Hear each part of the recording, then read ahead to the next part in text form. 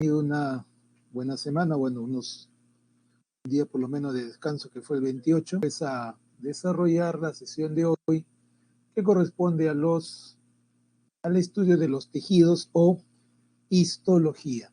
Bien, entonces, nuevamente con todos, buen día, vamos a empezar, ¿ya? Esperando, reitero, pues que hayan tenido un día por lo menos que fue el 28 de descanso adecuado. Bien, como de costumbre, para poder visualizar mejor las imágenes, ¿ya? Vamos a salir del vídeo un momento. Bien, vamos entonces a desarrollar la parte de tejidos, ¿no? La parte de histología. Cuando hablamos de histología, repito, cuando hablamos de histología, hablamos pues del estudio de los tejidos, ¿no? La parte de la biología que se encarga del estudio de los tejidos. Entendiendo un par de cosas. Primero, que existen pues tejidos vegetales y tejidos animales, que es lo que vamos a estudiar, ¿ya? Reitero, vamos a estudiar tejidos vegetales y tejidos animales en ese orden. Luego, debemos recordar que un tejido, ¿no? Un tejido presenta pues las células que lo constituyen y el medio en el cual se encuentran, o lo que se conoce también como sustancia intercelular o matriz. Entonces, reitero, cuando hablamos de tejidos debemos tener también en cuenta que vamos a ubicar a las células que lo constituyen y a la matriz intercelular. Por otro lado, los tejidos pues están formados por células que tienen, por regla general, el mismo origen embrionario, es decir, provienen de la misma estructura del embrión. Eso pues es, repito, una característica general de los tejidos. Ahora, hay pues detalles importantes que vamos a ir tocando conforme veamos cada tipo de tejido. Vamos a empezar con los tejidos vegetales. Repito, vamos a empezar con los tejidos vegetales. Y cuando hablamos de los tejidos vegetales, vamos a dividirlos en dos grupos generales. Primero, los tejidos meristemáticos o embrionarios, ¿ya? Reitero, tejidos meristemáticos o embrionarios, y luego los tejidos adultos o especializados. Cuando hablamos de los tejidos meristemáticos o embrionarios, hablamos pues de los tejidos que provienen del embrión y que además permanecen toda la vida de la planta, ¿ya? Son tejidos que tienen una finalidad. ¿Cuál es esta finalidad de los tejidos meristemáticos? Pues bien, la finalidad de los tejidos meristemáticos es permitir el crecimiento. Esa es su finalidad. Ahora, vamos a ubicar a los tejidos meristemáticos, o los vamos a clasificar, perdón, bajo el criterio de el tipo de crecimiento que nos van a brindar. Tenemos el crecimiento primario o longitudinal, y hablaremos entonces de meristemo primario o apical. Repito, voy a hablar primero del meristemo primario o apical, que nos permite el crecimiento primario o crecimiento en longitud. ¿Ya? Crecimiento en longitud. Muy bien. Ahora, ¿por qué hablamos pues de crecimiento en longitud? Ya, un detalle importante es que los tejidos meristemáticos presentan pues una alta tasa reproductiva, lo cual justamente es importante para su función, ¿no? Para el crecimiento. Ahora, repito, se llama primario porque permite el crecimiento longitudinal o crecimiento primario. También se llama apical porque se encuentran en los ápices o extremos de la planta. Ya, ápices o extremos de la planta. Ahora bien, vamos a encontrar pues el meristemo apical del tallo, ¿no?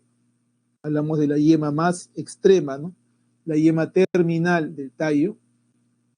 Y vamos a ubicar también en la zona de la raíz, la zona del la zona de crecimiento, no el meristema, que está cubierto por una estructura llamada caliptra, que está hecha pues de células muertas. Pero nos interesa ahorita esto, ¿no? La zona de crecimiento.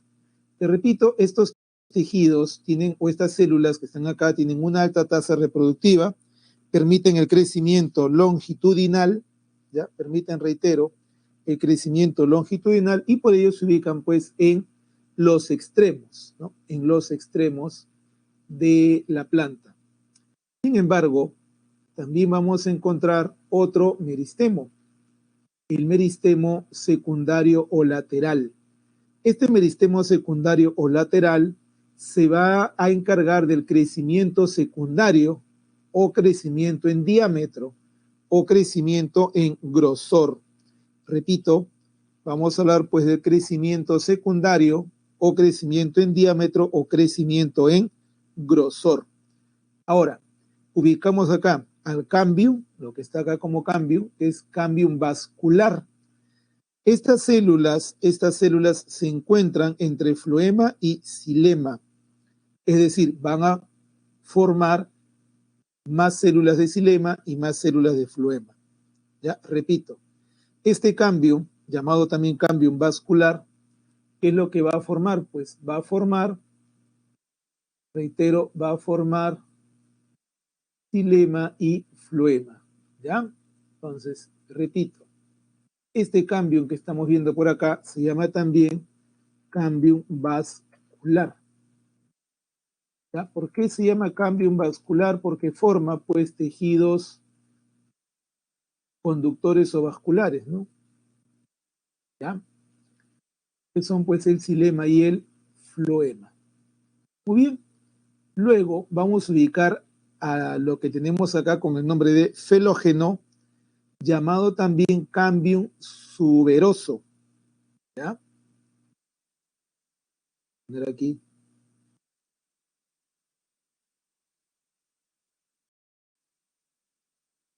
Felógeno o cambium suberoso.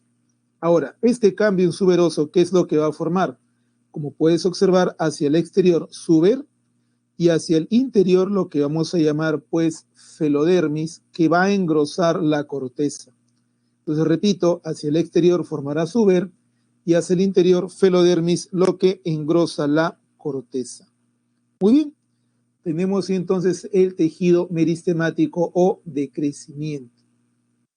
Ahora bien, a continuación vamos a observar el primer grupo de tejidos adultos o especializados en plantas. Hablamos entonces del tejido epidérmico. El tejido epidérmico, que es el primer tejido protector que vamos a ver. Tejido, repito, epidérmico. Ahora, la epidermis o las células de la epidermis se van a caracterizar por ser células incoloras. Repito, células incoloras. Ya, reitero, en la epidermis lo que vamos a encontrar son células incoloras y que están pues protegidas por una cutícula, ¿no? Esta cutícula está formada por lo que se conoce como cutina, ¿no? Es la capa de cera cutina, que estas células epidérmicas incoloras producen, ¿no? Producen.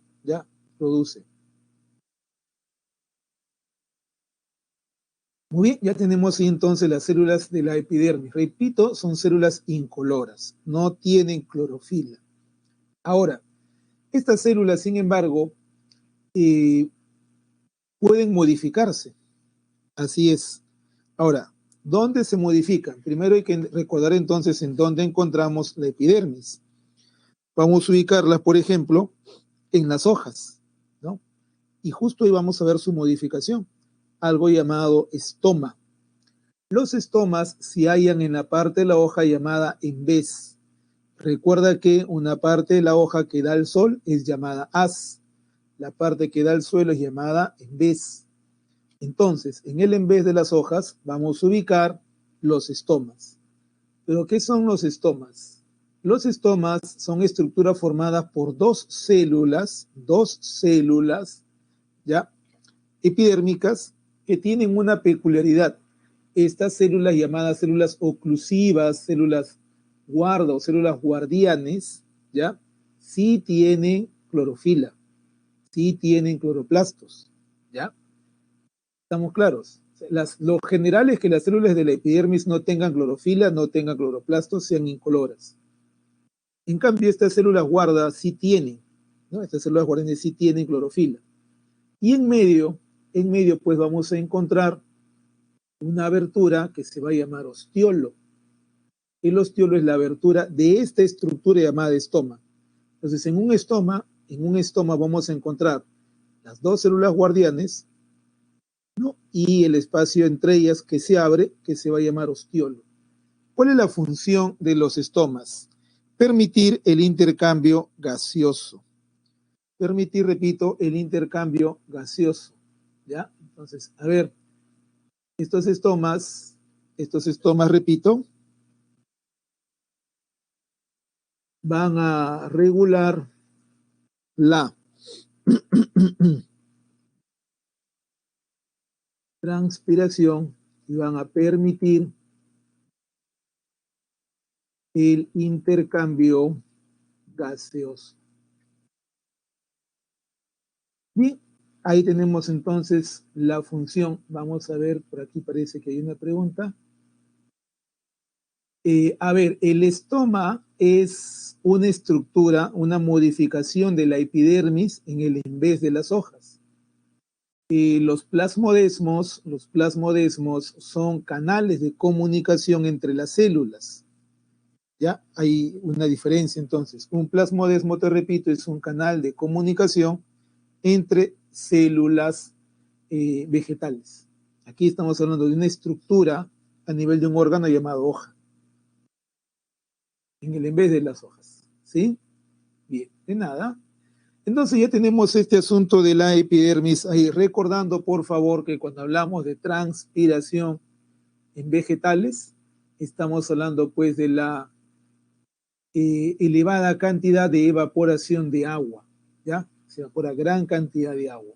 Muy bien, repetimos dónde está la epidermis, la vamos a encontrar pues en hojas, en flores, en frutos. Luego vamos con la peridermis. La peridermis en sí resulta ser la unión, repito, de tres estructuras. Ya, a ver, reitero, cuando hablo de peridermis, vamos a hablar pues de tres estructuras, ¿ya? Vamos a hablar de qué? De que encontramos el felógeno, cambium suberoso, no te olvides, felógeno, cambium suberoso, que hacia afuera va a formar el suber o corcho. Reitero, hacia afuera formar el suber o corcho, y hacia adentro va a formar pues más parénquima, ¿no? A partir de lo que dijimos, felodermis, ¿no? Va a formar más parénquima. Ahora, esta unión del suber o corcho, felógeno o cambium suberoso y este parénquima adyacente, todo esto se llama peridermis. Todo eso se va a llamar peridermis. Lo vamos a encontrar en tallos y raíces leñosas y semileñosas. ¿Ya? Entonces, repito, la peridermis es el conjunto de suberocorcho más felógeno más este parénquima adyacente. ¿Ya? Eso es lo que constituye la peridermis, repito, en plantas leñosas, ¿no? Troncos y raíces. En las cactáceas los estomas existen, pero no funcionan igual. En la mayoría de plantas, estos estomas se abren durante el día, porque en el día, pues, no solo hay intercambio de gases por producto del oxígeno y CO2, sino que además hay fotosíntesis, lo cual lleva también a que estén abiertos. En las cactáceas no ocurre eso porque si no perderían muchísima agua. En las cactáceas está desarrollado otro tipo de funcionamiento que mantiene los estomas abiertos durante la noche, no durante el día. Muy bien, pero estamos en peridermis. Entonces, ahora, la peridermis, al igual que la hoja, también va a presentar una modificación, que son las lenticelas. Las lenticelas van a ser espacios, ¿no? Que se abren al exterior por donde pues van a ocurrir por donde va a ocurrir el intercambio de gases en estas zonas. Reitero, las lenticelas son espacios que se abren hacia el exterior para permitir pues el intercambio de gases a este nivel, ¿ya? A este nivel. Muy bien, ya tenemos entonces ahí el grupo de tejidos protectores, llamados también cobertores. Está de más decir pues cuál es su función, ¿no? Creo que es obvio, la protección. Luego tenemos pues a los tejidos fundamentales o parénquima. Cuando hablamos del parénquima, vamos a encontrar que este tejido es, digamos así, el más abundante en las plantas. ¿Por qué? Por la multiplicidad de funciones que realiza, ¿ya? Vamos a encontrar, por ejemplo, vamos a encontrar el parénquima clorofiliano, que se ubica en las hojas, en la parte media de las hojas, ¿ya? Y sí, la lenticela es homólogo del estoma, correcto. Gracias. Bien, les decía, el parénquima clorofiliano, ya podemos encontrarlo, por ejemplo, en las hojas, ¿ya? A ver. Ya, digamos que ya, este es un... A ver. Veamos. Aquí, en las hojas, ¿de acuerdo? En las hojas, si hacemos un corte transversal, vamos a encontrar, repito, este tejido, el parénquima clorofiliano, que se encarga justamente pues de la fotosíntesis debido a su contenido de clorofila. A este parénquima clorofiliano también le podemos dar otro nombre. ¿Cuál es ese otro nombre?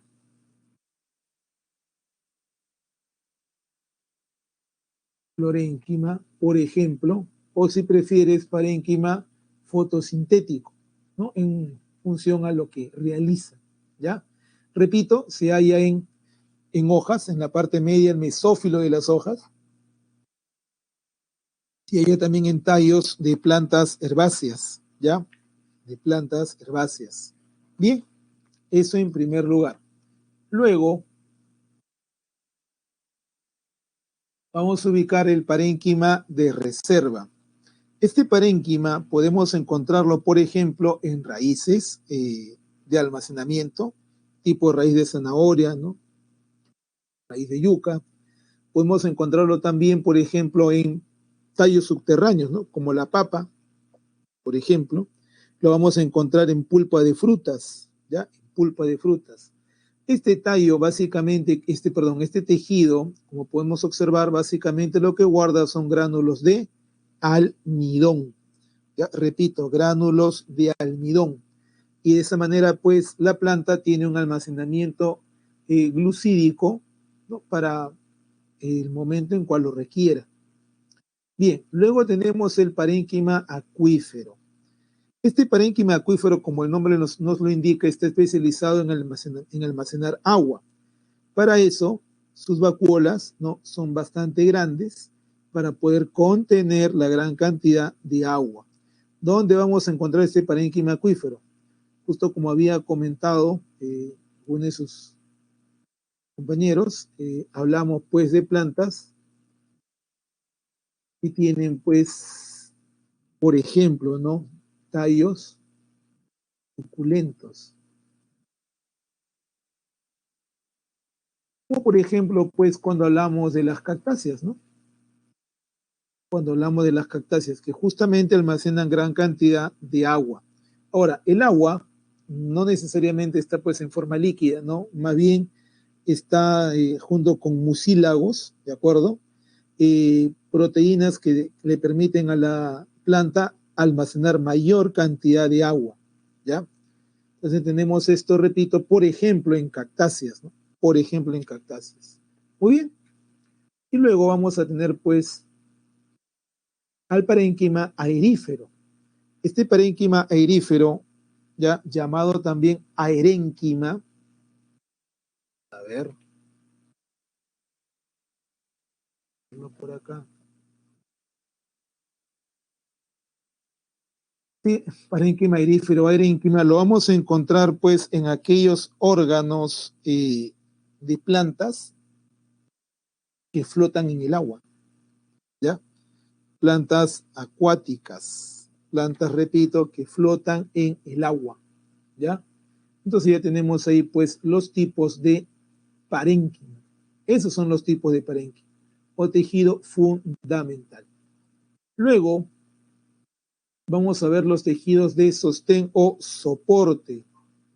Estos tejidos de sostén o soporte, como el nombre lo indica, pues van a brindar soporte al órgano en el cual se encuentran. Para esto tienen sus paredes engrosadas, ¿no? Es decir, tienen más sustancias en su pared que otros tipos de células. Pero aquí hay que distinguir. En el caso del colénquima,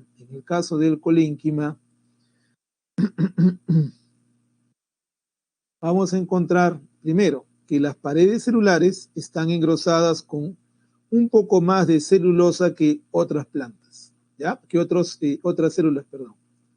Repito, vamos a encontrar que tienen pues algo más de celulosa que otras plantas, que otras células, perdón. Que otras células. A ver, entonces aquí vamos a encontrar pues la distribución del exceso, digamos así, de celulosa, ¿no? Principalmente en los puntos de unión, como puedes observar, los puntos de cercanía de las células. Ahora, este colénquima, a pesar de estar engrosado, ya no es rígido, es flexible. Repito, a pesar de estar engrosado, no es rígido, más bien es flexible. Entonces lo que otorga el tejido es sí soporte, pero un soporte flexible, ¿no? Por ejemplo, vamos a encontrarlo ¿en dónde? A ver, esto podemos encontrarlo en el peciolo de las hojas, ¿ya? Que es la especie de tallito que sostiene pues a las hojas. Podemos encontrarlo en el caso pues de las flores, en su pedúnculo, que es el tallito que sostiene también a las flores, ¿ya? Y repito, es soporte flexible, ¿ya? Soporte flexible. El otro es el esclerénquima. Hay una diferencia fundamental, como puedes observar. En el esclerénquima, las células están sumamente engrosadas, están lignificadas. ¿Qué significa que estén lignificadas? Que su pared,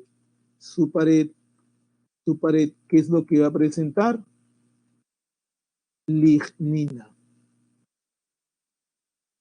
Lignina. Y por esa razón, pues, es que estas células, repito, están muertas, ¿ya? Estas células no tienen protoplasma, están muertas, ¿ya? Ahora, estas células, que obviamente pues están muertas, podemos ubicarlas en tallos leñosos, en raíces leñosas, ¿de acuerdo? En partes muy duras y rígidas de la planta. ¿Por qué? Porque este tejido llamado esclerénquima lo que brinda pues es soporte, pero soporte rígido. ¿Ya? Soporte rígido. Entonces, reitero, vamos a encontrarlo en troncos, ¿no? O tallos y raíces leñosas. ¿Ya? Leñosas. Muy bien. Ya tenemos entonces esto aquí. Estas células de sostén, recuerdo, este tejido de sostén se origina en el anterior, en el parénquima, ¿ya? Se origina en el anterior, no te olvides, en el parénquima. Muy bien, vamos con lo siguiente. Ahora tenemos los tejidos conductores, llamados también vasculares. Tejidos conductores, repito, llamados también vasculares. ¿Ya? ¿Qué es lo que conducen estos tejidos? Pues conducen el fluido circulante en las plantas, el cual es pues la savia. Conducen entonces, repito, la savia. Entonces, ¿cuáles son estos dos tejidos conductores? Primero el xilema y luego el floema. ¿Ya? Reitero, primero el xilema. Así es, señorita. Los tejidos soportes se originan en el parénquima. Así es. Bien, les decía entonces Los tejidos conductores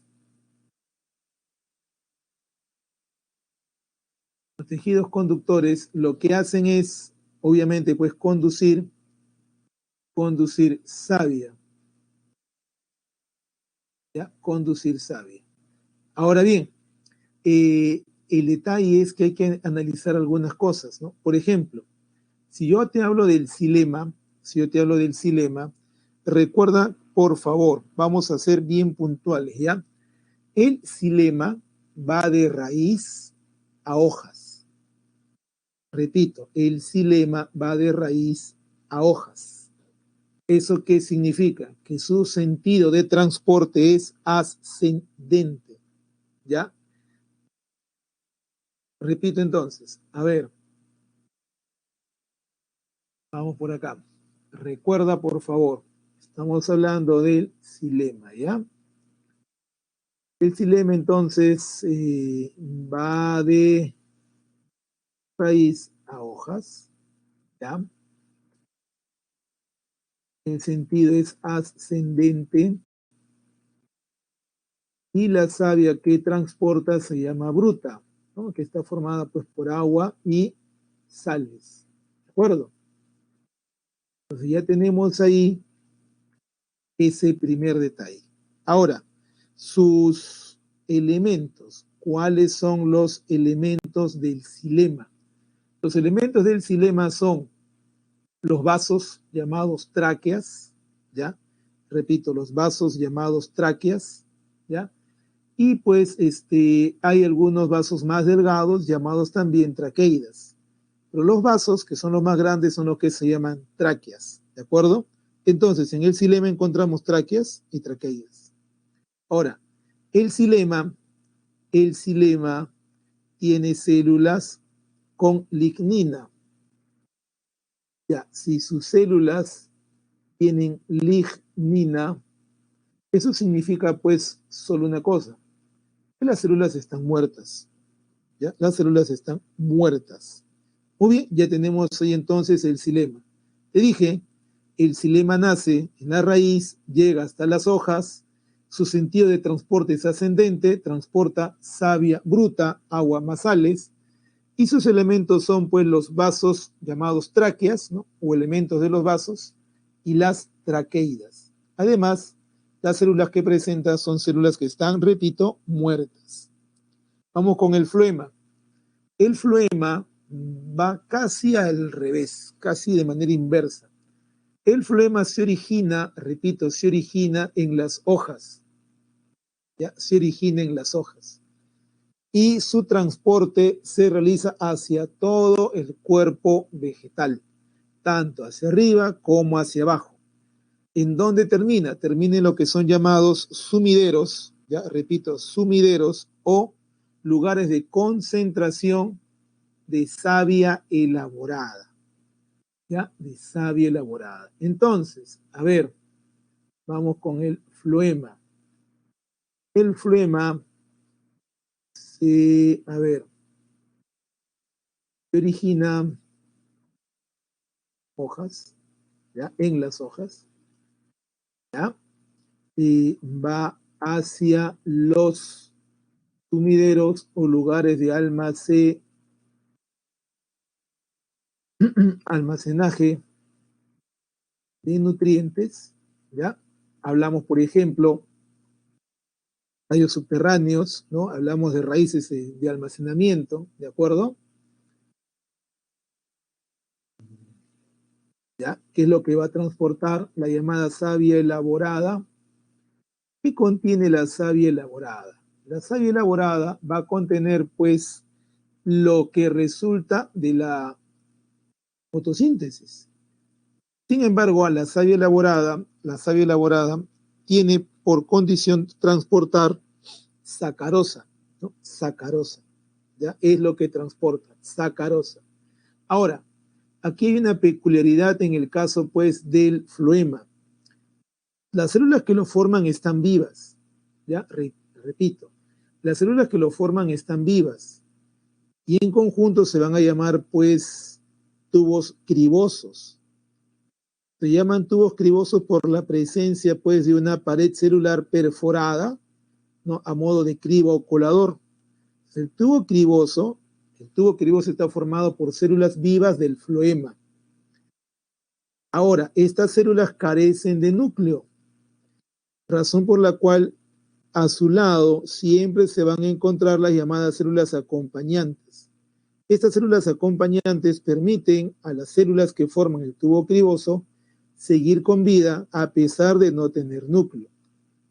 ¿Por qué? Porque recuerda, estas células que forman el tubo criboso se han especializado en la conducción, nada más. Por lo tanto, requieren de las células acompañantes para seguir viviendo. ¿Ya? Muy bien, ya tenemos entonces ahí esas características. Acá encontramos pues el tubo, la placa cribosa y las células acompañantes. ¿Listos? Muy bien, ya tenemos entonces el floema. No olvidar entonces que se origina en las hojas, base de los lugares de almacenamiento o sumideros y transporta savia elaborada o sacarosa. Ya está, ya tenemos ahí lo del floema. Vamos con la última parte de tejidos vegetales que corresponde pues a los tejidos secretores. Ya, los tejidos secretores. Ya. Los tejidos secretores lo que le permiten a la planta es básicamente producir y almacenar, ¿no? Aceites, resinas, látex, cristales, etcétera, etcétera, etcétera. ¿Por qué recuerda pues que las plantas, a diferencia de los animales, no eliminan pues residuos? Lo que hacen es almacenar lo que se forma en el metabolismo. Y muchas veces lo que almacenan tiene pues una función muy especial. Por ejemplo, en el caso de los nectarios, ¿no? Que están en la base de los pétalos, los nectarios que almacenan néctar, ¿no? Almacenan néctar. Este néctar atrae a los agentes polinizadores, normalmente insectos. Repito, atrae a los agentes polinizadores, normalmente insectos, ¿no? Que son, reitero, atraídos por el dulce del néctar, y de esa manera pues se va a permitir la propagación de la especie vegetal. ¿Ya? Luego vamos a encontrar, por ejemplo, los pelos glandulares. Los pelos glandulares, repito, los pelos glandulares, si hablamos pues de su origen, tienen un origen epidérmico. Ahora, los pelos glandulares normalmente pues tienen aceites esenciales, ¿ya? Que le permiten pues a la planta también atraer a agentes de dispersión, ¿no? Es decir, agentes que puedan pues dispersar sus semillas, por ejemplo, ¿ya? Muy bien. Luego vamos a encontrar las cavidades secretoras, que también van a contener aceites esenciales, pero estas podemos encontrarlo en frutos, ¿no? Como la mandarina, la naranja, por ejemplo. Y luego tenemos los tubos laticíferos que podemos ubicarlos pues en plantas como la planta del caucho, ¿no? La Hevea brasilensis. Estas plantas a lo largo del tallo podemos encontrar zonas donde se concentra látex, ¿de acuerdo?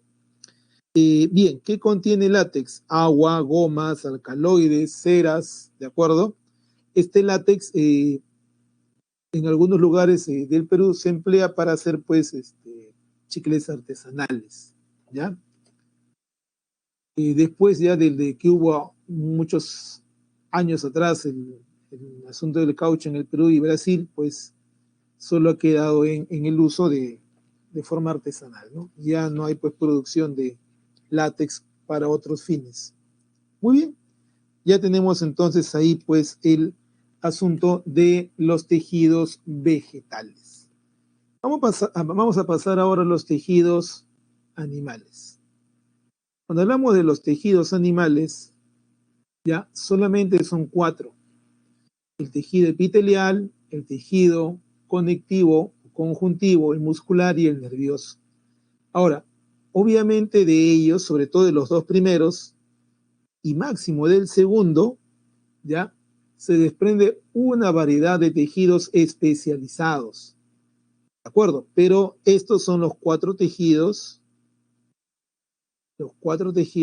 básicos. Muy bien, ahora hay que indicar algunas cosas. Hay que indicar el origen embrionario. Entonces, hablamos, por ejemplo, de que el tejido epitelial se origina en las tres capas embrionarias: ectodermo, mesodermo y endodermo. ¿Ya? El tejido conectivo se origina del mesodermo embrionario. El tejido nervioso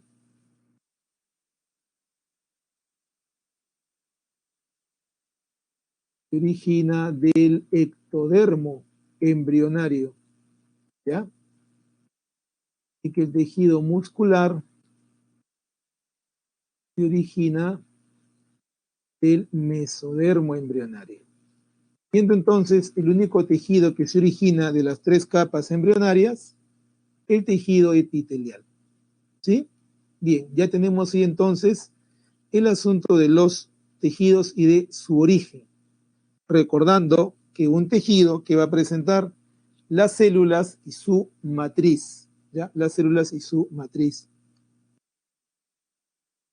Es más, ¿no? Hoy en día, por ejemplo, dentro de lo que es, pues, la medicina reconstructiva, ¿no? El nuevo desarrollo de ciencias como ingenierías aplicadas, pues, a la biología, ¿no? Como la ingeniería biomédica, por ejemplo. Se habla también, pues, de regeneración tisular. Se habla también de ingeniería de tejidos. Estamos hablando de la capacidad del ser humano, pues, para manipular un poco la formación de los nuevos tejidos, sobre todo en la necesidad de trasplantes, ¿no? Bien, eso es todo un tema de investigación actual. Vamos entonces con el primer tejido, el tejido epitelial. Ya, cuando hablamos del tejido epitelial, en primer lugar vamos a ver la estructura de este tejido. Vamos a decir que está formado por células que tienen la peculiaridad de tener formas geométricas definidas. Eso va a permitir clasificar al tejido epitelial en diversos grupos. Lo te repito, las células del tejido epitelial tienen, pues, formas geométricas distinguibles, ¿ya? Tienen además la peculiaridad de estar muy cerca, están muy unidas. Prácticamente no hay, ¿no? O es muy escaso el espacio intercelular. Entonces, en este tejido epitelial, te decía, las células están unidas, ya hay poco espacio intercelular debido a que las membranas, pues, están bastante contiguas unas a otras, ¿ya? Este tejido no tiene vasos sanguíneos, es avascular, ¿ya? Es avascular, y además se apoya en algo llamado membrana basal, siendo que esta membrana basal no es epitelio. Esta membrana basal es parte del tejido conectivo. Es parte del tejido conectivo. Por eso dice claramente se apoya. Se apoya. Eso es lo que debes recordar. Se apoya. Eso es lo que se afirma. Muy bien, repito entonces, células que tienen que tienen formas geométricas distinguibles, muy unidas, escaso espacio intercelular y son avasculares. No es un tejido avascular, no hay vasos sanguíneos acá.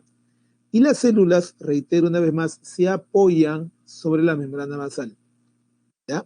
Que es tejido conectivo. Ahora,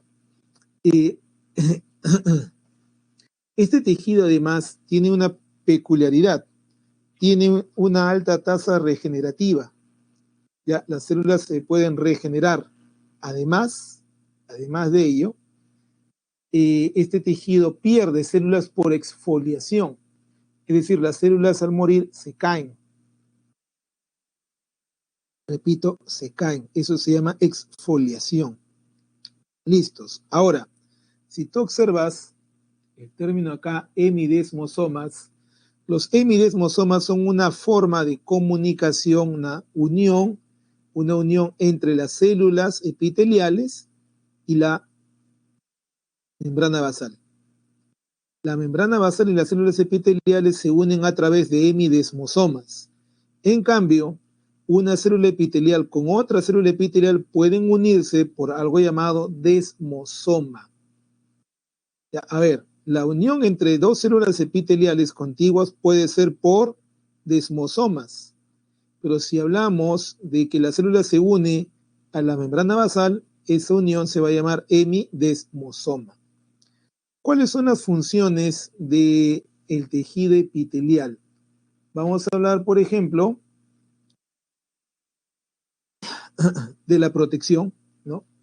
Protección de los demás tejidos que están en el cuerpo, protección, por ejemplo, si hablamos de la piel, ¿no? De la superficie de la piel, de microorganismos. Si hablamos del transporte transcelular, hablamos de partículas que se transportan a través de su superficie, ¿no? A través de su superficie.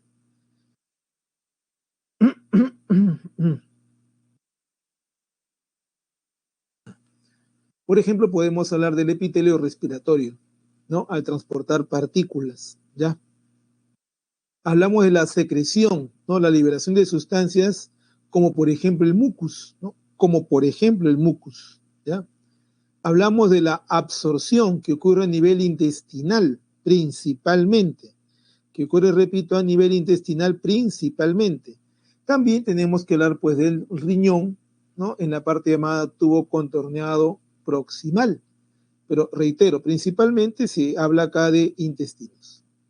Luego tenemos la función receptora o sensitiva. ¿Ya? ¿Por qué? Porque justo hay un epitelio que se llama epitelio sensorial, ¿no? Que es el que tiene exactamente esta función receptora de estímulos.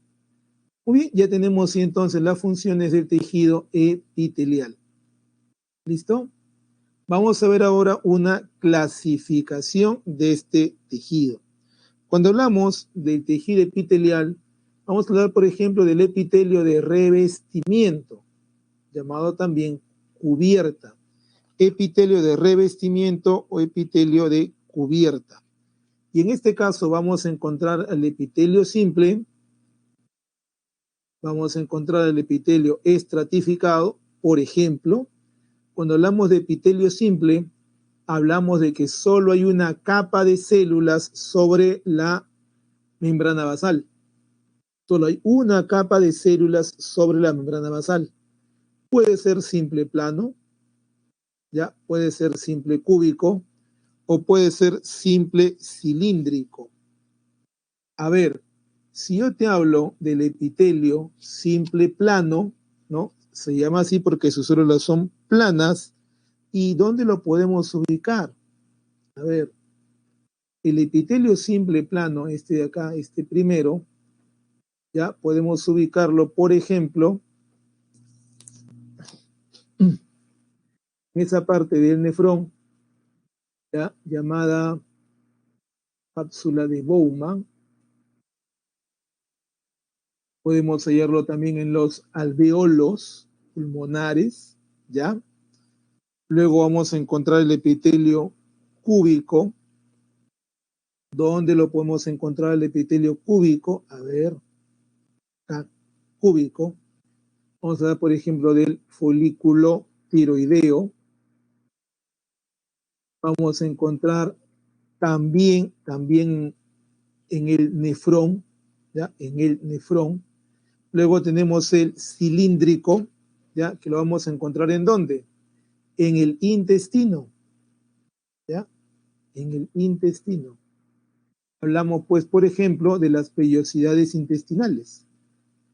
Finalmente, dentro de este grupo también de epitelio simple, existe algo llamado pseudoestratificado.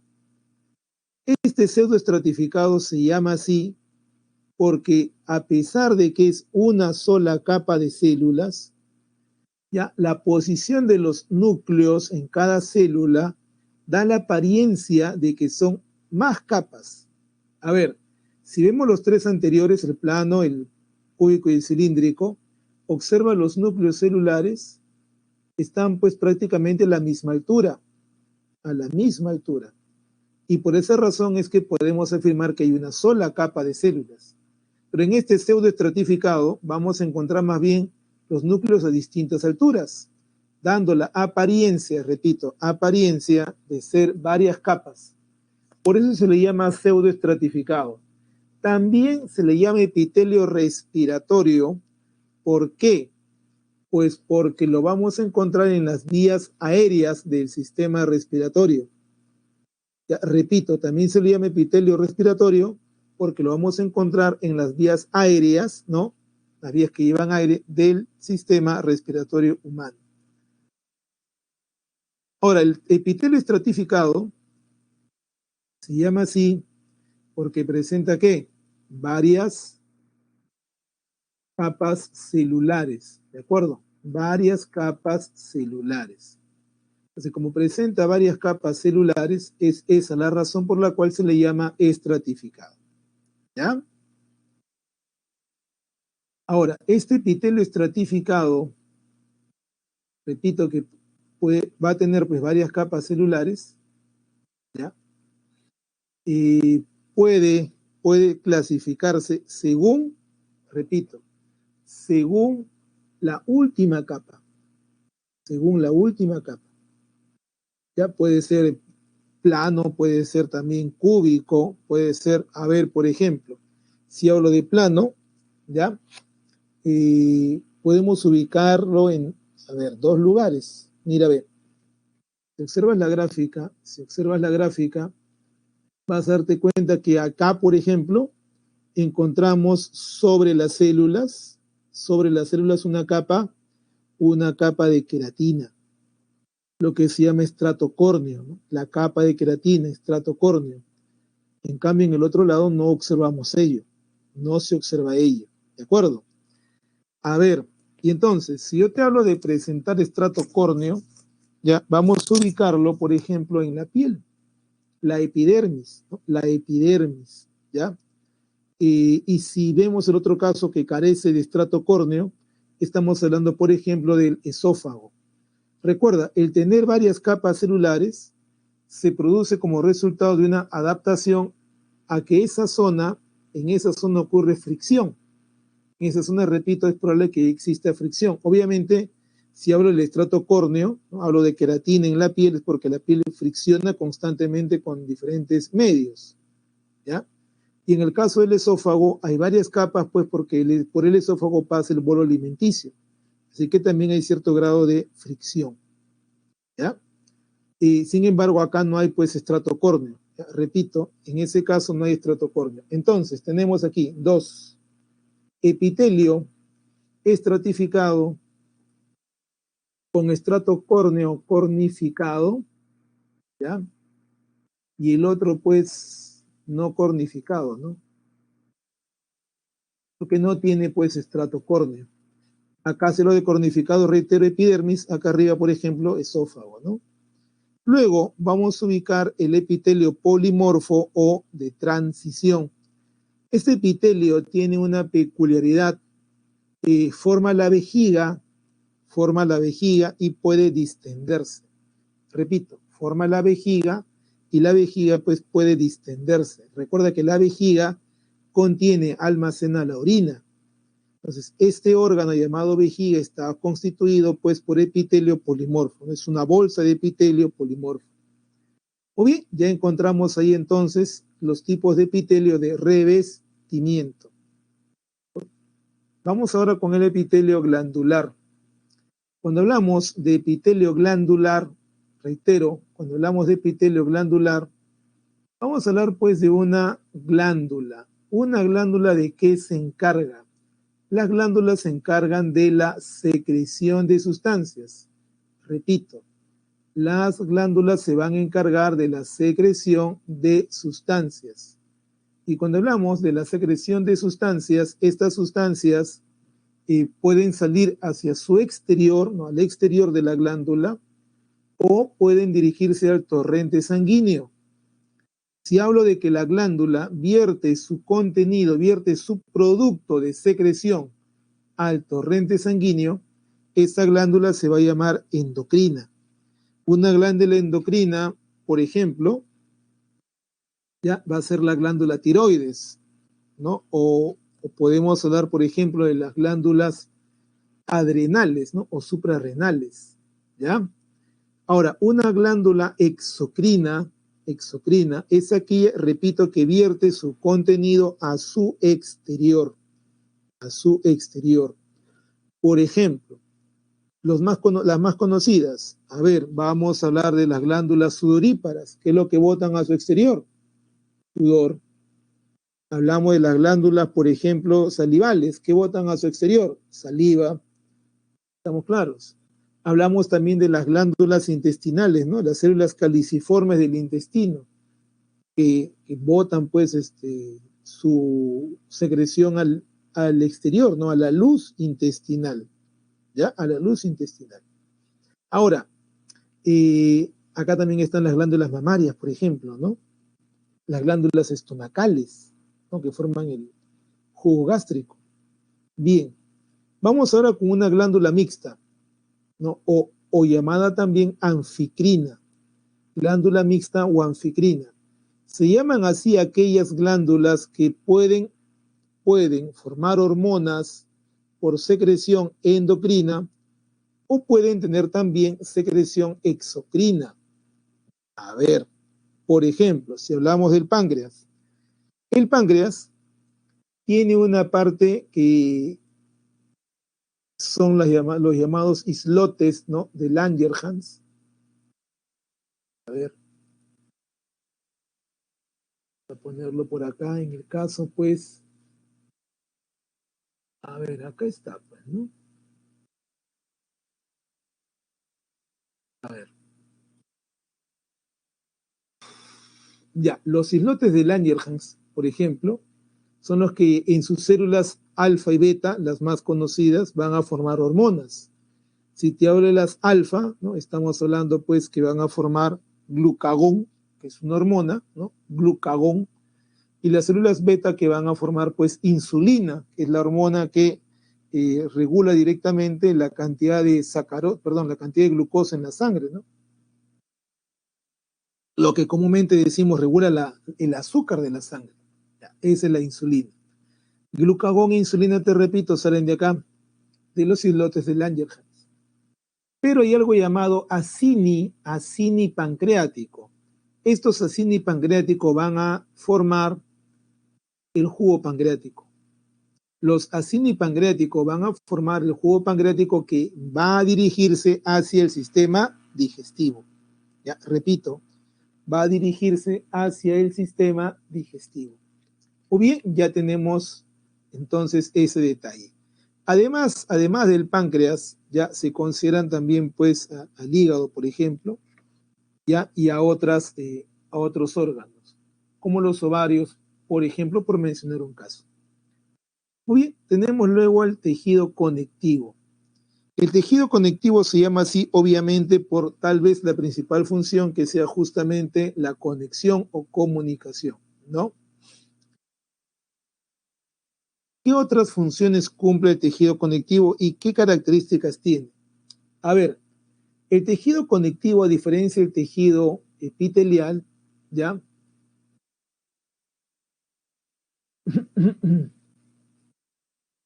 Vamos a escribir por acá.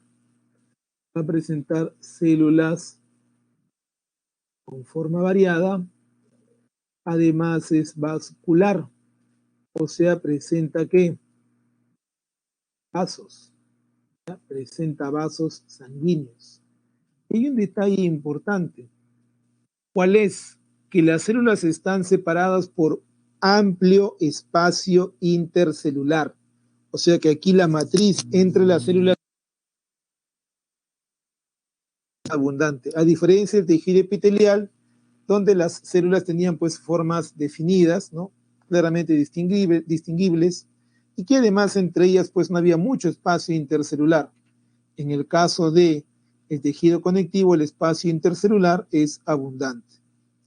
Ahora, en el caso del tejido epitelial hay una enorme, perdón, el tejido conectivo hay una enorme variedad de células, como podemos ver, y además tenemos pues un notable desarrollo de la matriz. Entonces te decía, hay una gran variedad de células, ¿ya? Una gran variedad de células, y por otro lado, hablamos pues de la peculiaridad de su matriz. ¿Cuáles van a ser los tipos de células y qué peculiaridad tiene la matriz? A ver, te decía que en el caso del tejido conectivo, ¿ya? Como hay tejidos dentro del conectivo, tejidos especializados, ¿ya? En los tejidos especializados la matriz cambia un poco. Entonces, la matriz puede darnos muchas luces sobre el tipo de tejido, así como también las células que vamos a encontrar. Por ejemplo, vamos a ubicar a la célula mesenquimatosa indiferenciada. Esta célula mesenquimatosa indiferenciada también la vamos a llamar célula madre. Repito, célula madre. O si prefieres, stem cell, ¿no? Célula madre. Ahora, esta célula va a formar a otras células. O sea, las que están por acá son pues descendientes de ella, de la célula madre o la célula mesenquimatosa indiferenciada. Hablamos, por ejemplo, del fibroblasto, llamado así porque forma fibras. De hecho, es el encargado o es la célula encargada de formar la matriz extracelular. No olvidar, el fibroblasto, este fibroblasto forma la matriz extracelular, ¿ya? Ese fibroblasto. Ahora llega un punto en el cual el fibroblasto, digamos, se hace adulto y se convierte en algo llamado fibrocito. El fibroblasto, repito, sintetiza, forma la matriz. Pero llegado a un punto, pues podríamos decir que madura y se convierte en fibrocito.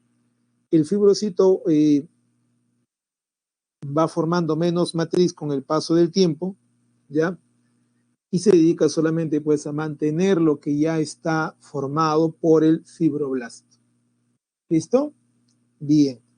Luego hablamos pues por ejemplo del condroblasto. El condroblasto es la célula joven del tejido cartilaginoso. Ya, repito, célula joven del tejido cartilaginoso. Hablamos también del osteoblasto, que es la célula joven del tejido óseo. La célula joven del tejido óseo, que repito, se llama osteoblasto. Estas células osteoblasto y condroblasto se originan pues de la célula madre o stem cell, así como también el adipocito, ¿no? Que es la célula adiposa, ¿de acuerdo? Que es, repito, la célula pues adiposa. Muy bien, ya tenemos ahí pues a las principales células que vamos a ver en este recorrido. Y luego pues tenemos una serie de células conjuntivas libres como son, por ejemplo, los eritrocitos, ¿no? Los glóbulos blancos, por ejemplo, ¿ya? Podemos encontrar los linfocitos. Estas son células conjuntivas o conectivas libres, ¿ya? Sobre todo pues estos monocitos o macrófagos, ¿ya? Porque pueden pues avanzar, desplazarse dentro de otros tejidos, ¿ya? Dentro de otros tejidos. O bien, ya encontramos ahí estas células. Ahora, en la matriz, ¿qué es lo que vamos a hallar? La matriz va a presentar primero agua, luego va a presentar proteínas especializadas, ya especializadas, llamadas de manera genérica conexinas, ¿no? De conexión. Eso es de manera muy genérica, conexinas. Ahora, te decía que dependiendo del tejido vamos a variar la constitución de la matriz. Por ejemplo, en el caso del tejido conectivo óseo, vamos a hablar pues de que en la matriz encontraremos hidroxiapatita, la sal de los huesos, ¿ya? Y obviamente pues una pequeña cantidad de agua. Ahora, si hablamos de la matriz extracelular del tejido sanguíneo, ahí pues vamos a encontrar una gran cantidad de agua y no vamos a encontrar pues una sal sólida, como en el caso de los huesos, ¿ya? ¿Qué más? Las fibras. Las fibras están hechas de proteínas, ¿ya? Si hablo de fibras colágenas, obviamente están hechas pues de una proteína llamada colágeno, ¿ya? Que aporta gran resistencia. Estas fibras son resistentes a la tensión, al estiramiento, ¿ya? Luego tenemos las fibras elásticas, que básicamente están hechas de elastina, y que más bien tiene algo diferente a la de las fibras colágenas, proporciona elasticidad, ¿ya? Son altamente elásticas. Y las fibras reticulares también están hechas de colágeno. Ojo, las fibras reticulares también están hechas de colágeno, pero en este caso son mucho más finas las fibras de colágeno. De hecho, debes recordar, pues, por ejemplo, que la fibra colágena es muy gruesa, ¿ya? Dentro de ella vamos a encontrar 3 paquetes de algo llamado tropocolágeno, ¿ya? Y dentro de cada paquete tropocolágeno, cadenas, ¿no? 3 cadenas de aminoácidos. Entonces, la fibra colágena es bastante desarrollada, es bastante gruesa. ¿Listos? Bien. Ya tenemos entonces ahí, pues, la constitución general. Reitero, tejido conectivo, vascular, tiene vasos, las células tienen formas muy diversas, hay mucho espacio o matriz extracelular, ¿ya? Este tejido, por ejemplo, entrando ya en funciones, es un tejido que se encarga, por ejemplo, de nutrir a otros tejidos. En el caso, por ejemplo, de la lámina basal, te decía, puede nutrir pues al tejido epitelial. Si hablo del tejido sanguíneo, el tejido conectivo especializado sanguíneo, pues va a trasladar nutrientes a los demás tejidos y órganos. Puede darnos soporte, dado que hay 2 tejidos conectivos especializados, el cartilaginoso y el óseo, ¿ya? También va a permitirnos tener defensa, porque recuerda que acá tenemos pues glóbulos blancos que participan justamente en el sistema de defensa, ¿ya? Claro, el lipoblasto termina generando adipocitos, ¿no? Digamos, es la célula joven, ¿ya? Así como tenemos fibroblasto, osteoblasto, condroblasto, que son células jóvenes, sería el equivalente en el asunto del tejido adiposo, ¿no? Muy bien.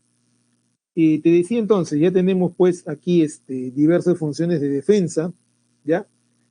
Y bueno, pasamos entonces a lo que es la clasificación de los tejidos conectivos, ¿ya? La clasificación de los tejidos conectivos. A ver, tenemos el tejido conectivo embrionario, llamado así porque obviamente lo vemos en el embrión, ¿cierto? Ya. Sin embargo, no todo lo vemos en el embrión. A ver. Vamos primero con el mesenquimatoso. Se llama así pues porque obviamente, ¿dónde está? Estamos hablando de que este mesenquimatoso es pues el mesodermo embrionario, ¿ya? Mesodermo embrionario. Y el mucoso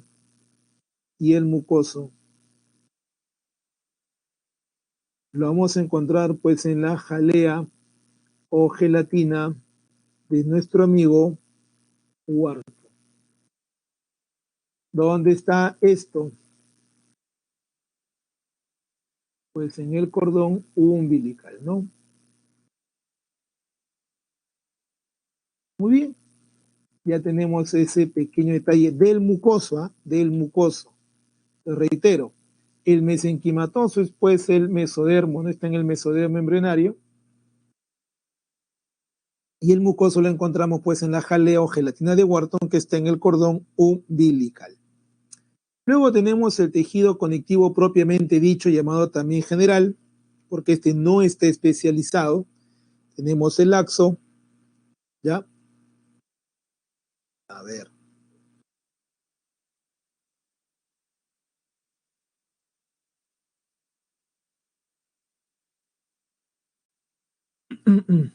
No se ve muy bien. A ver, al axo también podemos llamarlo así, areolar, ¿ya? Areolar. Bien. Luego tenemos el denso irregular, el denso regular y tenemos pues el elástico. Ya. A ver, cuando hablamos primero del laxo o areolar, lo vamos a encontrar, vamos a poner precisiones, ¿ya? Precisiones, ejemplitos. Vamos a ubicarlo en dónde. Por ejemplo, en la dermis. Pero en la dermis llamada dermis superficial, para ser más específico, ¿ya? En la dermis superficial. Ya. Luego vamos con el denso. Denso. Hay una diferencia entre el denso y el laxo en el asunto, pues, de las fibras colágenas sobre todo. Lo determinante acá es las fibras colágenas. En el laxo hay menos fibras colágenas que en el tejido denso. En el denso hay muchas más fibras colágenas que, repito, en el tejido conectivo laxo. ¿Ya? Muy bien. Entonces el denso tiene más fibras, no te olvides, tiene más fibras. Tenemos densos, denso irregular y denso regular. Ya. Voy primero con el de abajo. Regular. Lo voy a encontrar en los tendones, por ejemplo. También lo puedo encontrar en ligamentos, ¿no? Tendones, ligamentos. Ese es el regular.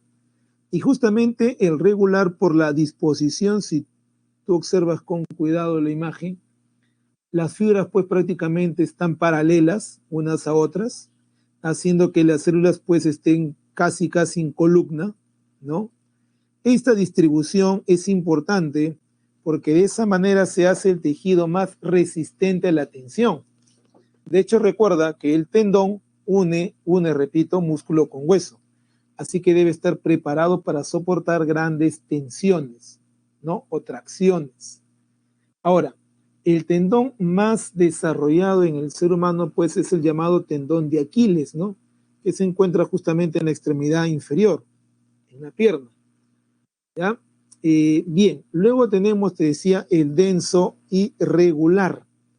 ¿Dónde ubico el denso irregular? A ver, este denso irregular, por ejemplo, lo vamos a hablar también en la dermis, pero no en la superficial, sino en la dermis profunda. ¿Ya? La superficial, recuerda, es en el caso del areolar, la dermis profunda. Como puedes ver, hay una diferencia. En el irregular, las fibras colágenas no están distribuidas de manera paralela. ¿Ya? No están distribuidas, repito, de manera paralela, y por eso es que las células están prácticamente dispersas. Esa es la gran diferencia entre el tejido denso regular y el irregular. Ahora, el irregular también lo podemos encontrar en cubiertas. Cubiertas, ¿como qué cubierta? La cubierta, por ejemplo, del cartílago. ¿Ya? La cubierta del cartílago, por ejemplo, pericondrio. Entonces ya tenemos ahí este detalle del tejido denso irregular. Por último, el elástico. El elástico, ¿dónde lo vamos a encontrar? Lo vamos a encontrar, por ejemplo, a ver aquí, media de los vasos sanguíneos, por ejemplo, las arterias, ¿no? Que tienen una gran cantidad de tejido conectivo elástico. Ya, este elástico se caracteriza pues por su elasticidad, ¿no? Y vaya que aquí hay que recordar que esto tiene una gran cantidad de proteína llamada elastina, ¿ya? proteína llamada elastina. Muy bien, ya tenemos ahí entonces esa clasificación de tejido conectivo. Ya antes de irnos, hay un tejido más acá, que es el tejido conectivo reticular. Ya, vamos a ponerlo por acá. Tejido conectivo reticular. ¿Dónde lo voy a encontrar, por ejemplo, este tejido conectivo? En la médula ósea roja. Ya, este tejido conectivo reticular tiene fibras reticulares y se encuentra en órganos hematopoyéticos, o sea, formadores de sangre. Y justamente el órgano formador de sangre, pues, es la médula ósea roja, ¿no? El amor, ¿de acuerdo? Médula ósea roja. Muy bien, ahora sí vamos con el tejido conectivo especializado.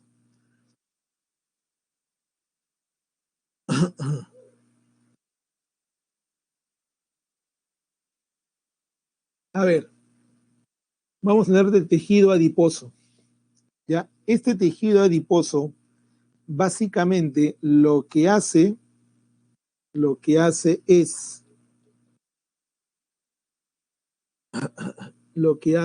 almacenar energía. ¿En forma de qué? Nosotros llamamos grasas. O sea, lo que hablamos es que almacenan pues triglicéridos, no te olvides. Además, escribirlo por acá.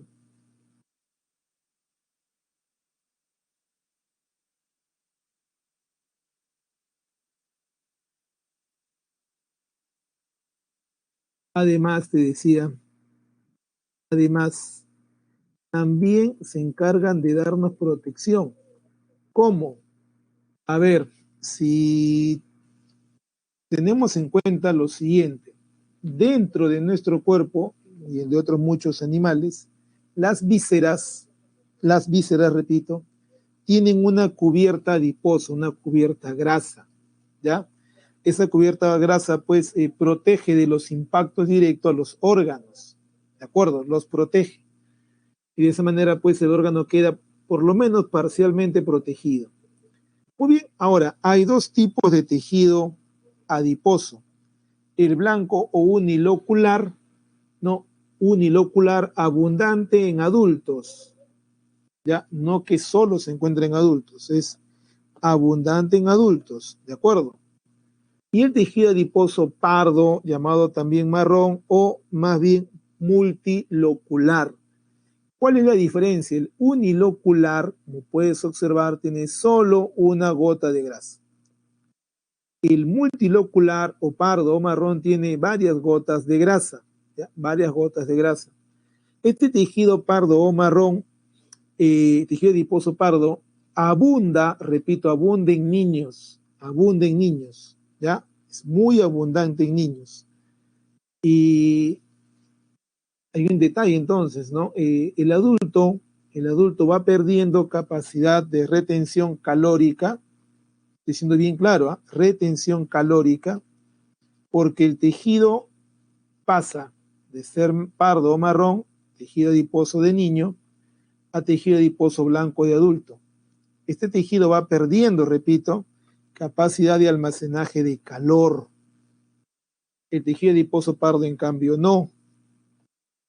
Esa es una gran diferencia. Recuerda que el tejido adiposo no genera calor, almacena el calor, ya almacena el calor.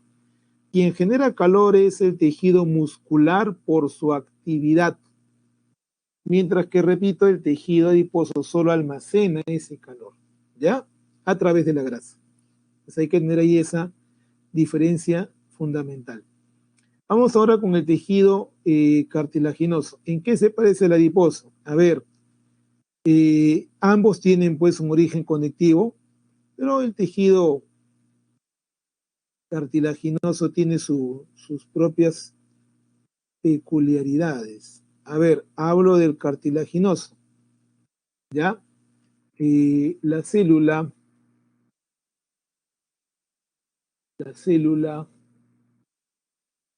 es el condroblasto, que recuerda puede madurar para hacerse llamar condrocito. Condroblasto, condrocito. ¿De acuerdo? Ya. Ahora, el condrocito, como puedes ver en la gráfica, vive en lagunas. Esas lagunas, pues, se van a llamar condroceles. ¿Ya? Condroceles. Bien, entonces ahí tenemos ya un primer detalle. Luego, un segundo detalle. La unidad de este tejido se va a llamar condrona. Esa es la unidad, la condrona, no te olvides. Y es un tejido que es además avascular, o sea, no tiene vasos sanguíneos, ¿ya? No tiene, directamente sus células no están pues en contacto directo con vasos sanguíneos, por eso es avascular, ¿ya? Y además, no te olvides que va a presentar ¿qué? Algo llamado pericondrio, excepto el último, el fibroso.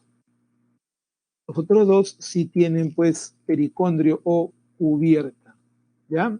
Muy bien, ya tenemos ahí estas condiciones, a ver, no se les olvide, estas condiciones, ¿ya? Pertenecen pues al tejido cartilaginoso, ¿ya? Bien, ahí está el pericondrio.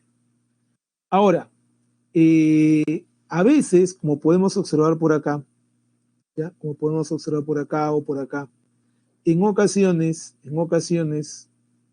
sobre todo cuando hablamos ya pues de un adulto mayor, aparecen lo que se llaman grupos isógenos.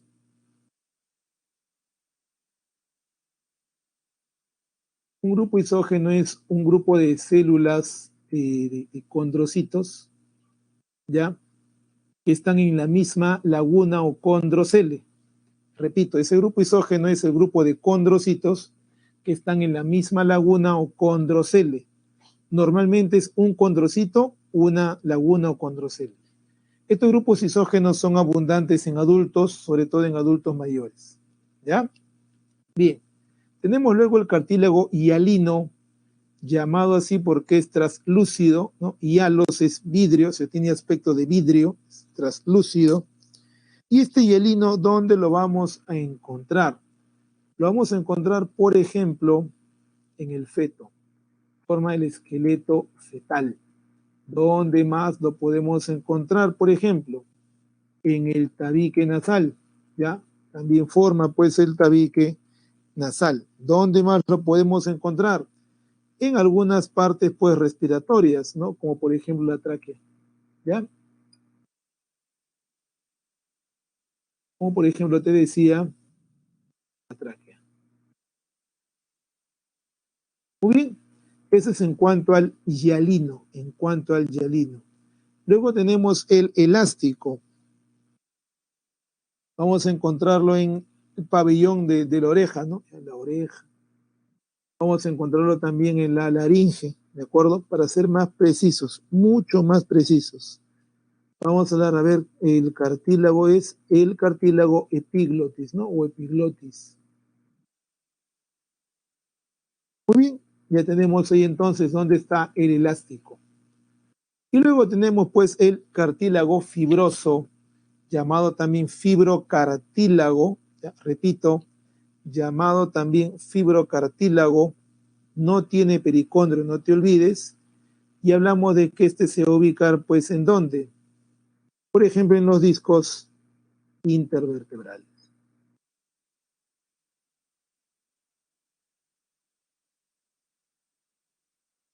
Ahí está. En los discos te decía intervertebrales. Ahí tenemos pues el caso del tejido cartilaginoso. No olvidar las características arriba, ¿ya? Bien, vamos ahora con un detalle. Este tejido cartilaginoso también sirve de soporte a órganos sobre que se apoyen en él, ¿ya? También puede servir de protección. Y en el caso, pues, por ejemplo, de los peces llamados condricties, ¿no? Como el tiburón y demás, este tejido es el que forma su esqueleto, ¿no? Es un esqueleto de cartílago, ¿ya? Muy bien, Ya tenemos entonces por ahí ese detalle. Vamos con el otro tejido especializado, que es el tejido conectivo óseo.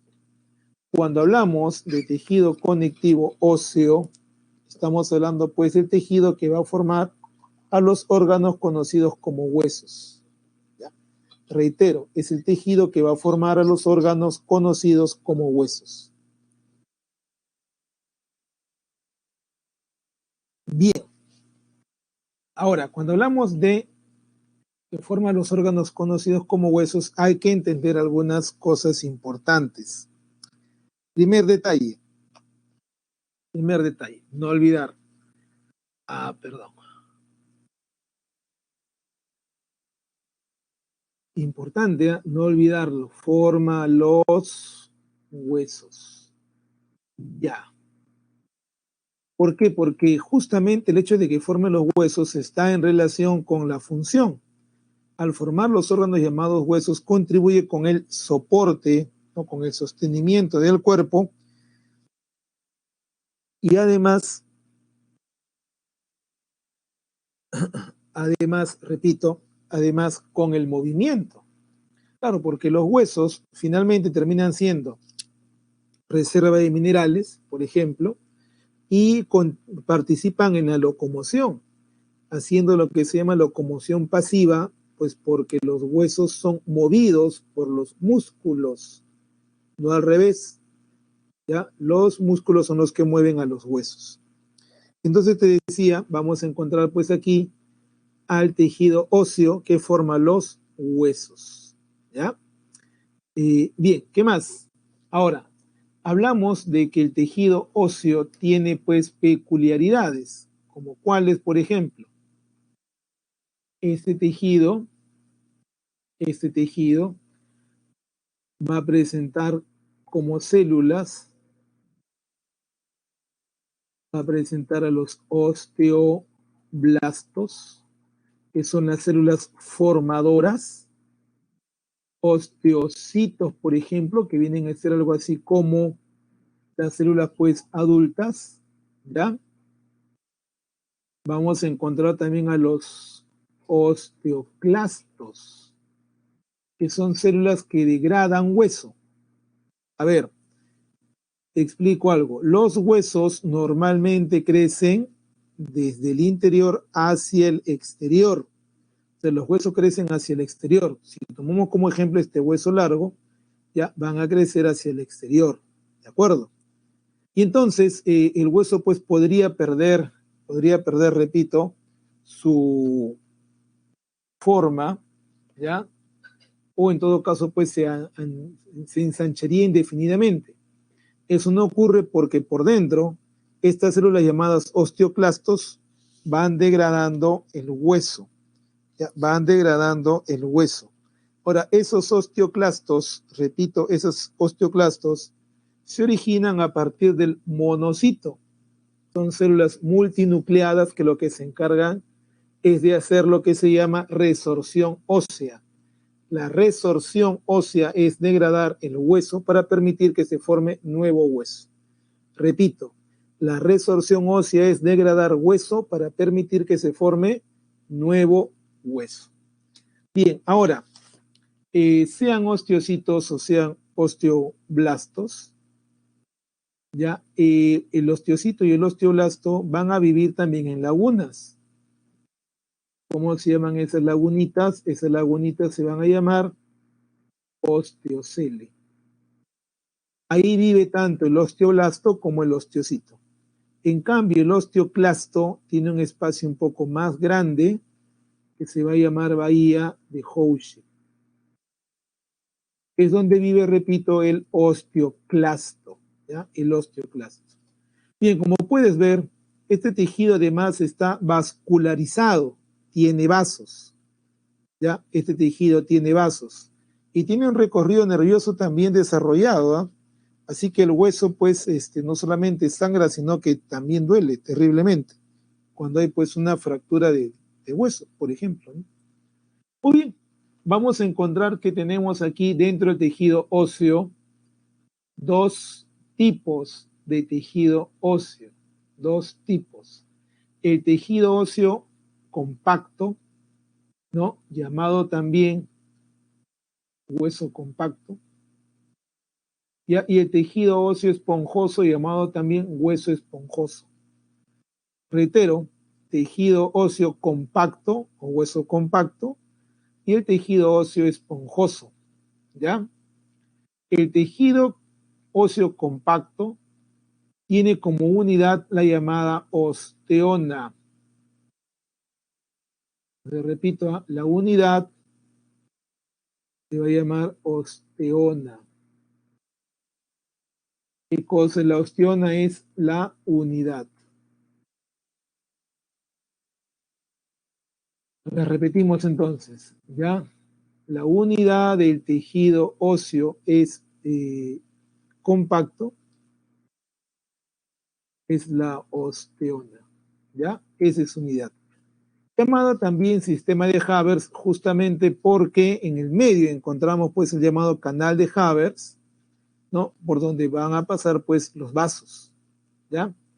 Y luego el tejido óseo esponjoso o hueso esponjoso también tiene pues su propia unidad. ¿Cuál va a ser esa unidad? Esta unidad se va a llamar trabécula, ¿ya? Trabécula ósea. Entonces, a ver, repetimos, la unidad del hueso compacto o tejido óseo compacto es la osteona y la unidad del tejido óseo esponjoso es la trabécula ósea. ¿Ya? Reitero, la trabécula ósea. Muy bien, ya tenemos ahí el asunto pues de los huesos, ¿ya? De los huesos. Bien, vamos ahora con el tejido sanguíneo. Tejido sanguíneo, ¿ya? A ver. Ah, ya. A ver, a ver, a ver. ¿Dónde estamos? Aquí. Mira, este es el canal central, que es el canal de Havers, ¿ya? Es este que está acá. Es el canal de Havers. Ya.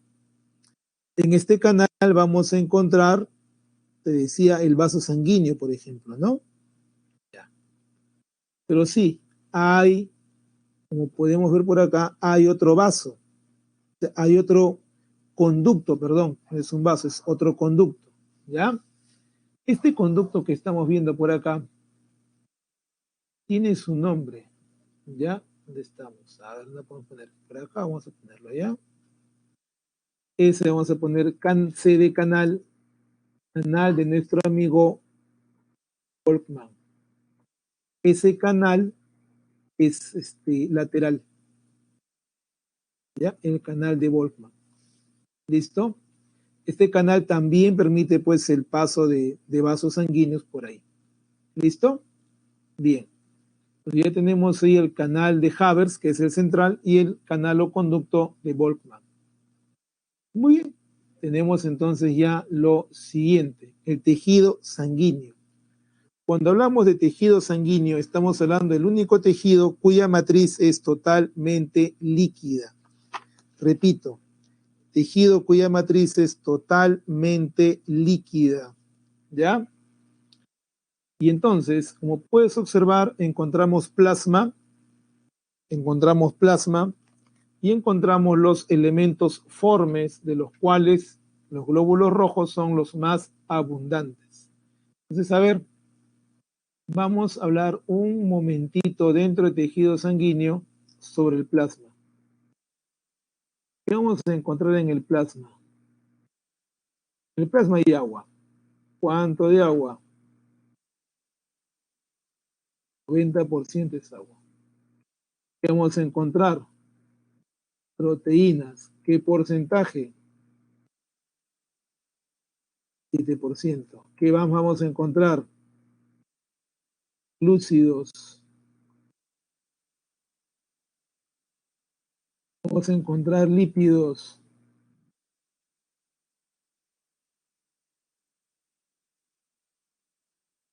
Y otros.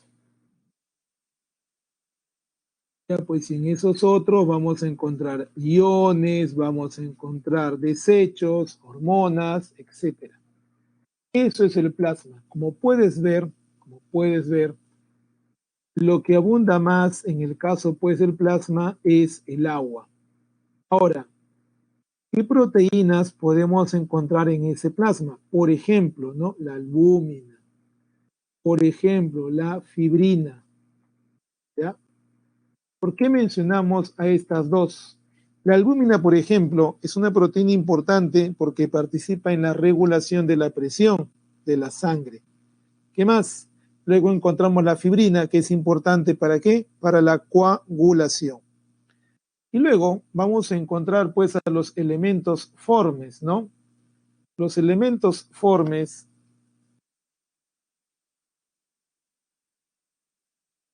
van a ser pues quienes encontramos a los glóbulos rojos o eritrocitos, cuya función principal es el transporte de gases, ¿ya? Transporte de gases. Hablamos de que principalmente transportan oxígeno, ¿ya?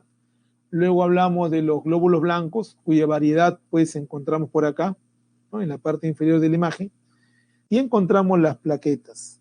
Recordemos que los glóbulos rojos son elementos formes anucleados, se han perdido su núcleo. Los glóbulos blancos sí tienen núcleo y de múltiples formas en ocasiones.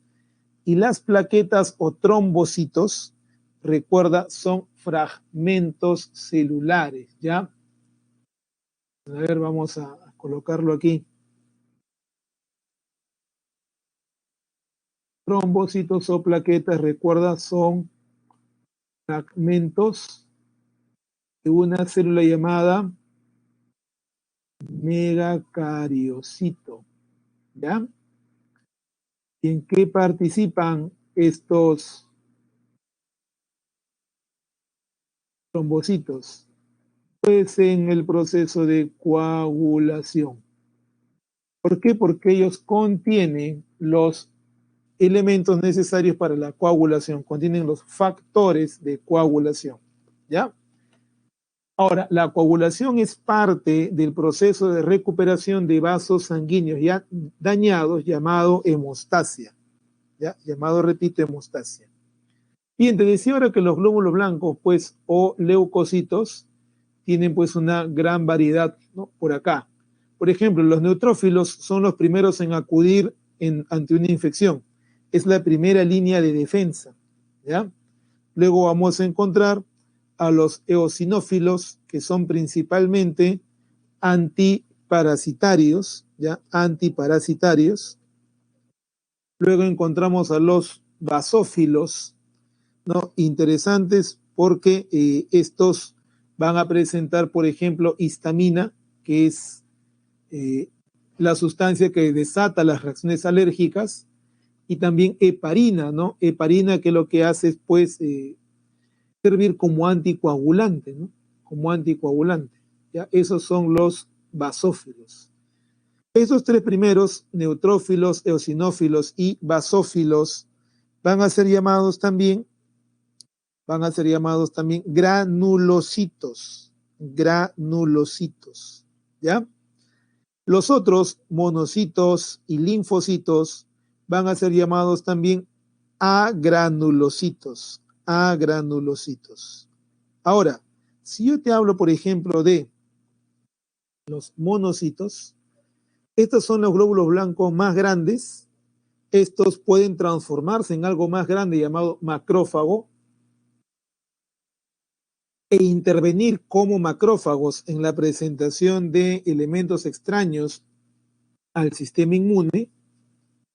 Y luego tenemos a los linfocitos, que son tal vez los más pequeños, pero que además, luego, repito, luego de los neutrófilos, son los más abundantes y son los responsables de dirigir la respuesta inmune adaptativa. Entonces vamos a escribirlo eso para no olvidarnos. Los linfocitos, ¿ya? Porque hay dos linfocitos importantes aquí. Linfocitos tipo T y tipo B se encargan pues de la llamada respuesta inmune adaptativa. porque justamente ellos nos permiten reconocer a quienes nos están agrediendo, ¿no? Me refiero a microorganismos, a patógenos, y qué anticuerpos formar para defendernos, ¿ya? Entonces, a ver, el basófilo, repito, es un glóbulo blanco que lo que contiene es histamina y heparina, ¿ya? Entonces, a ver, la histamina,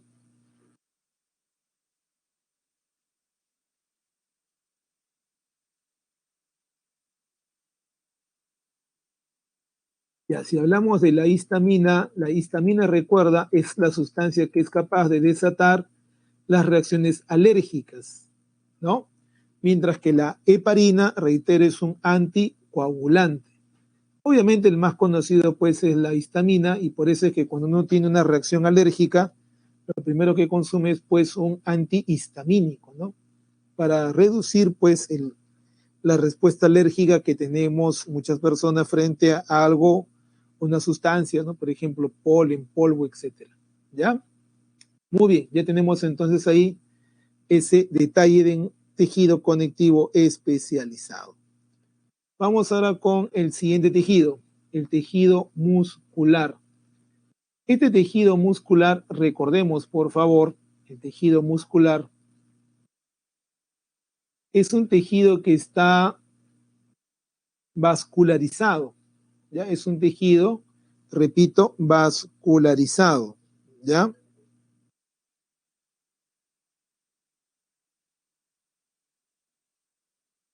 Y a la diferencia entre inmunidad celular y humoral, eso lo vamos a discutir después, solo te adelanto que el humoral está a cargo de los linfocitos B, porque su producto, que son anticuerpos, van a los humores o fluidos corporales, y el T está a cargo de la inmunidad celular porque reconoce a las dañadas o alteradas por algún proceso infeccioso. Además de que requiere siempre unirse a células. El linfocito B no. Basta con que le informen y puede producir anticuerpos. Bien, vamos, repito, con el tejido muscular. Cuando hablamos pues del tejido muscular, estamos hablando de células que reciben pues por nombre miocitos, ¿ya? Miocito. Esa es la célula, no olvidar. La célula se denomina miocito. Muy bien, ya tenemos ahí ese primer detalle. Esta célula, sin embargo, recuerda por favor, va a presentar algunas propiedades, ¿ya? Algunas propiedades. ¿Cuáles son esas propiedades de esta célula? La excitabilidad, la contractibilidad, la elasticidad, la tonicidad. A ver, hablamos en el primer caso de que la célula es capaz pues de percibir estímulos, ¿no? Percibir, repito, estímulos mecánicos, físicos, eléctricos. La contractibilidad es la capacidad para contraerse como respuesta al estímulo, ¿no? La capacidad para contraerse como respuesta al estímulo. Luego encontramos la elasticidad, que es la capacidad de recuperar su forma original luego de la contracción. Ya, repito, elasticidad, capacidad para recuperar su forma original luego de la contracción. Recuerda que en la contracción el músculo o la célula muscular reduce su longitud e incrementa su grosor o diámetro. Gracias a la elasticidad recupera su forma original. Y la tonicidad es estar siempre listo para contraerse. Siempre listo, repito, para contraerse. Ahora, existen dos tipos generales de tejido muscular. El tejido muscular liso, tenemos por acá, y el estriado. ¿Ya? Repito, el tejido muscular liso, tenemos por acá, y el otro pues que es el tejido muscular estriado. ¿Ven por allá? Ahora, el estriado a su vez puede ser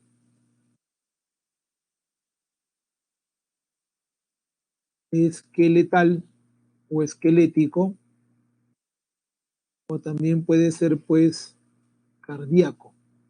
¿Ya? Cuando hablamos del tejido muscular liso, este no tiene estrías, por eso se llama liso. Mientras el estriado pues se llama así porque obviamente va a presentar pues estrías o dobleces o pliegues en su membrana. Ahora, el estriado cardíaco se llama así porque está en el corazón y el esqueletal se llama así porque está adosado o unido a los huesos. Esta estructura que estamos viendo acá, esta organización, corresponde pues al tejido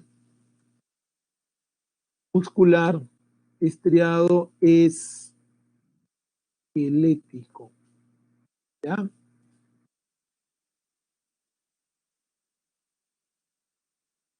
Muy bien, ya tenemos ahí entonces. Esta es la organización del tejido muscular estriado-esquelético. Ya. ¿Qué más? Te decía entonces lo siguiente. Vamos a comparar, a ver si nos permite esto. Vamos a comparar. Primero, el estriado esquelético ya es multinucleado. En cambio, en el caso de las células del estriado cardíaco hay uno o dos núcleos bicentrales, mientras que en el caso pues de la célula del tejido liso solo hay un núcleo que también es pues central, ¿ya? Luego, en el caso del estriado se presenta una unidad contráctil llamada sarcómera, lo que no está pues en el liso. En el liso no hay sarcómera, ¿ya? Luego, tenemos algo más que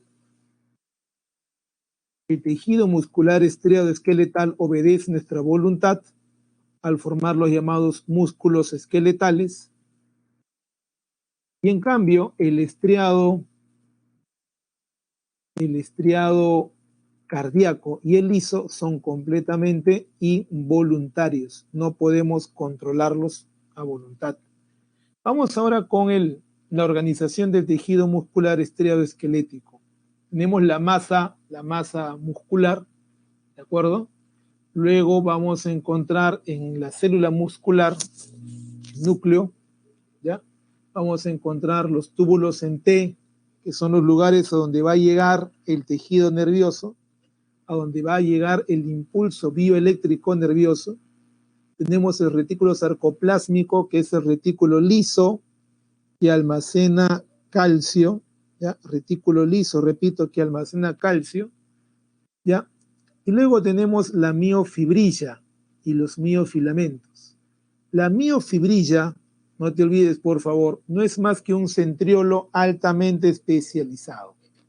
La miofibrilla, reitero, es un centriolo altamente especializado. Está tan especializado que hay un detalle que debemos recordar. Estas células no se reproducen. Han perdido justamente la capacidad reproductiva.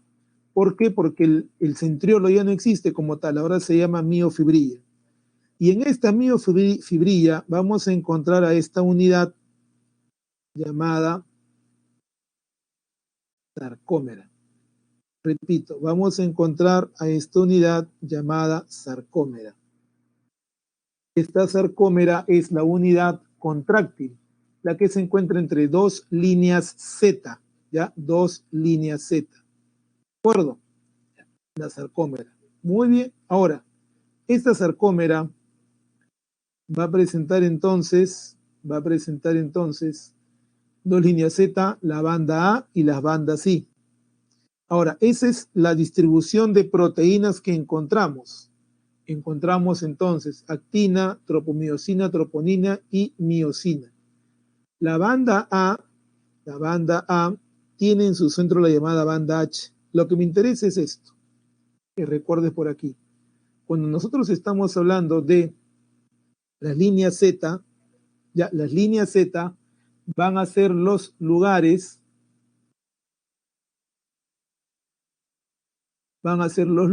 en los cuales termina, repito, termina la sarcómera, ¿ya? Termina la sarcómera, y cuando las líneas Z se acercan,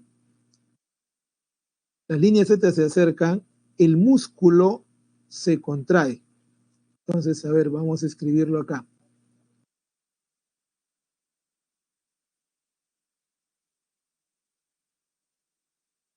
El acercamiento entre líneas Z genera contracción muscular. La separación, por lo contrario, genera el relajamiento muscular, ¿no? La relajación muscular, ¿de acuerdo? Entonces, el músculo se contrae o la célula muscular se contrae cuando pues se acercan las líneas Z. Muy bien, vamos por último con el tejido nervioso. Cuando hablamos del tejido nervioso, recordemos que vamos a encontrar aquí dos tipos celulares, la neurona y las neuroglías, ¿ya? Recordemos, vamos a hablar acerca de las neuronas. ¿Ya? Las neuronas son células altamente especializadas, no se reproducen, ¿ya? ¿Qué más? Estas células tienen una alta excitabilidad y una alta conductibilidad. A ver, cuando hablamos de excitabilidad es la capacidad para reaccionar, ¿no? Para percibir y reaccionar ante un estímulo, y la reacción que tiene la neurona es generar algo llamado impulso bioeléctrico nervioso. Ese impulso bioeléctrico, pues lo que hace la neurona es trasladarlo a otra neurona, y al trasladarlo hacia otra neurona genera pues el llamado proceso de sinapsis.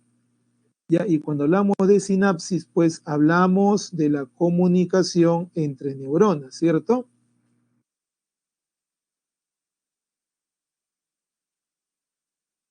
Esta comunicación entre neuronas que puede ser eléctrica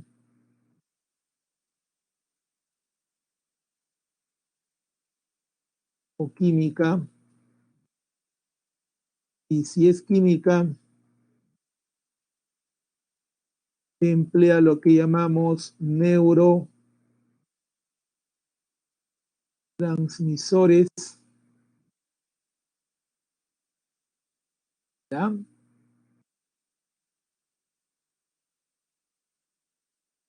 Estos neurotransmisores, recuerda, son generados en lo que se llama cuerpo de Nissle. Ese cuerpo de Nissle es el retículo endoplasmático rugoso que se encuentra en el soma de la neurona. ¿Ya? Se encuentra, repito, en el soma de la neurona. Las neuroglías en general lo que hacen es, pues, permitir que las neuronas estén nutridas, ¿ya? Que las neuronas puedan mantenerse. Tenemos ahí a los astrocitos que nutren a las neuronas, a las microglías que lo que hacen es defender a las neuronas, es las células de defensa.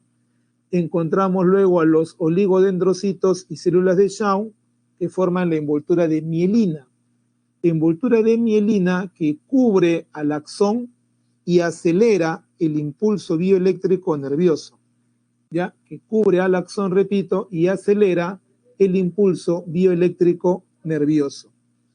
Bien, y como ya me están avisando que estamos sobre el tiempo, vamos entonces pues con las respuestas, ¿ya?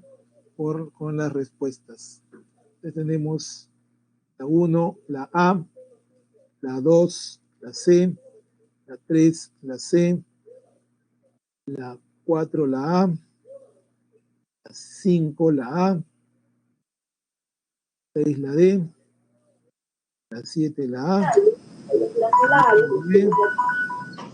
la 9 la A, la 10 la C, la 11 D, 12 D, 13 B, 14 C, 15 D.